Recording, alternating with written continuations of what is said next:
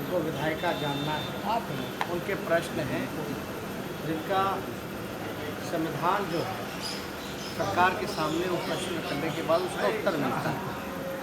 कई दिनों से ये कोशिश की जा रही थी कि भाई विधानसभा सत्र को जो है बजट सत्र को 2-3 दिनों में ही ख़त्म कर दिया जाए। वो आप लोगों को भी पता है।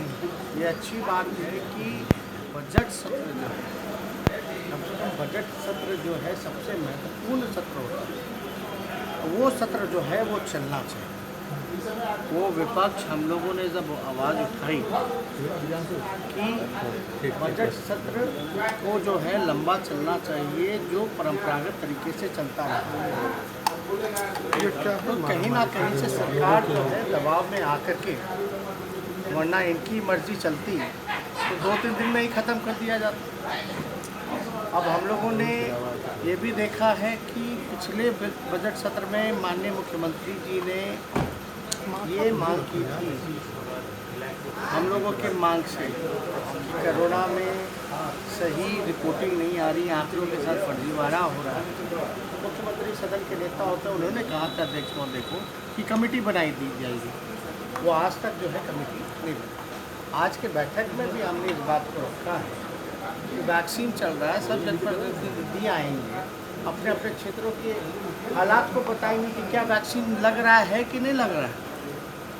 इससे क्रॉस एंड चेक बैलेंस हो, तो आप क्यों ना ही कमेटी अब तक बना दी जाए।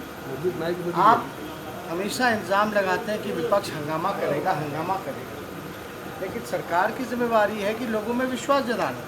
अगर सदन का नेता ही विधानसभा में झूठ बोलेगा, कमेटी नहीं बनाएगा कमिटमेंट के बाद, तो विपक्ष तो आवाज़ तो उठाएगा ही। तो हम लोगों की ये मांग थी, लेकिन इसको कहीं ना कहीं से दरकिनार किया गया। और आपको भी पता है जिस प्रकार से सरकार चल रही है, पूरी तरीके से अफसर सही चल रहा है। हमने एक और प्रस्ताव रखा, जो किसान जो शहीद हुए हैं, कल अभिभाषण राज्यपाल के अभिभाषण के बाद जो है आपका शोक होगा, जो माननीय सदस्य नहीं रहे हैं उनके लिए। तो हमने ये भी कहा कि भाई किसानों को लेकर के भी अगर शोक अगर हो जाए तो ज़्यादा बेहतर होगा, जिसमें मौन हम लोग रखेंगे। तो कहीं ना कहीं से इन बातों में कार्ययोजना की बैठक में ये चर्चाएं नहीं आती। बाकी तो जो हम लोगों ने आवाज़ उठाया वो ट्रेडिशनल तरीके से भी चल रहा है। अगर आवाज़ नहीं उठाते तो वो शायद बजट सत्र जो है वो नहीं चलता। अगर नहीं चलता तो जनता ऐसे भी सड़कों पर है, चाहे किसान हो, छात्र हो, नौजवान हो, बेरोजगार हो, व्यवसायी हो। लॉ एंड ऑर्डर की समस्या आप देख लीजिए। रुपेश हत्याकांड में जिस प्रकार से लोगों को ज़बरदस्ती का बलि का बकरा, हम लोग पहले से बता रखे थे कि भाई कोई ना कोई बकरा ढूंढा जा रहा है, उसमें विलम्ब लग रहा है, एक बकरा भी लाया गया। किस प्रकार से सरकार चल रही है, लॉ एंड ऑर्डर चल रहा है। उन्हीं के विधायक जो है, सत्ताधारी विधायक जो है मर्डर कर दे रहे हैं। इस तरह की समस्या है, गंभीर विषय है। भ्रष्टाचार से जुड़े हुए मामले हैं, कोरोना के फर्जीवाड़े हैं।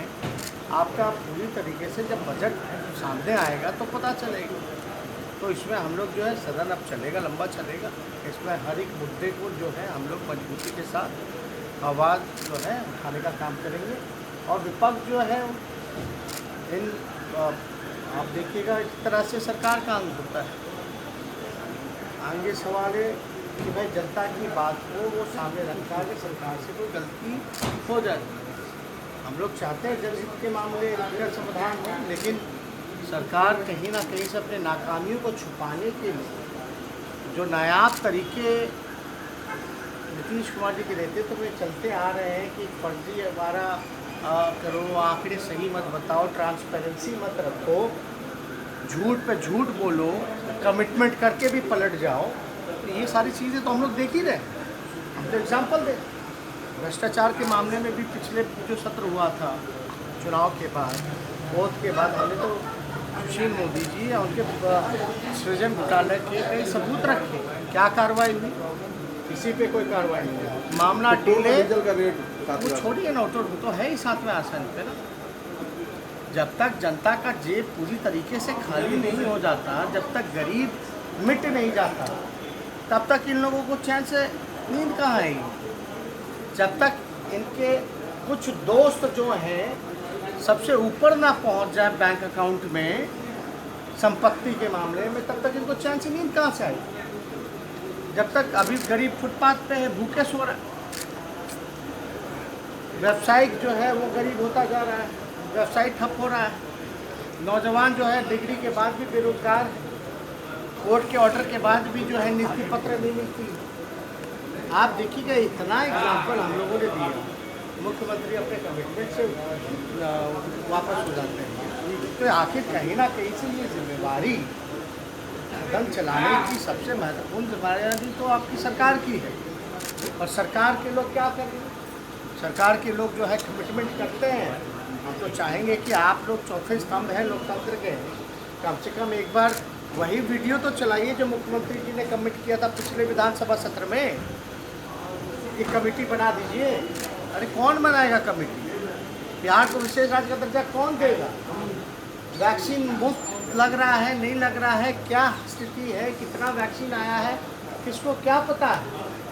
तो हम लोग तो चाहते हैं ना कि भाई जो भी मामला हो, कम से कम ट्रांसपेरेंसी बढ़ की जाए, ईमानदारी से सरकार अगर जवाब देगी तो क्या दिक्कत। पिछली बार भी जब आपने कहा था तो मुख्यमंत्री आप पर झंझला उठे थे, कहे थे मेरे दोस्त। आपके पास भी वीडियो होगा कि मुख्यमंत्री ने कमिट किया था जब हमने ये सवाल उठाया कि जिसका टेस्ट भी नहीं हुआ उसको भी आप जो है पॉजिटिव नेगेटिव कर दे रहे हो, कोई आंकड़ा जो है मैच नहीं हो रहा है, फर्जीवाड़े हुए हैं और एक बड़ा एंटीजन घोटाला हो गया है।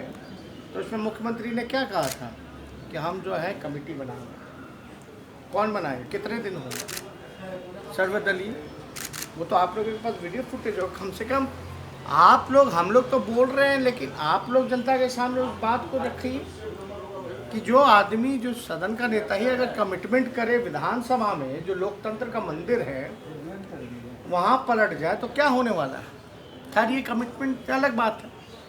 अब रोज़गार का मसला है, किसान का मसला है, फसल जो है आप लोग जान रहे हैं कि क्या स्थिति है। जब से APMC कानून ख़त्म हुआ, मंडी व्यवस्था ख़त्म होगी, किसान जाके कहाँ बेचेगा?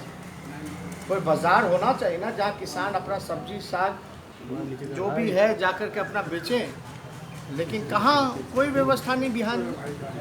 किसानों की दयनीय स्थिति हो गई। मजदूरों के साथ अभी भी आप लोग बोलते हैं पलायन रुक जाएगा, उस समय भी सुप्रीम कोर्ट के ऑर्डर के बाद भी रोज़गार नहीं दे पाएंगे, मनरेगा में भी नहीं दे पाएंगे। तो फेलियर किसका है?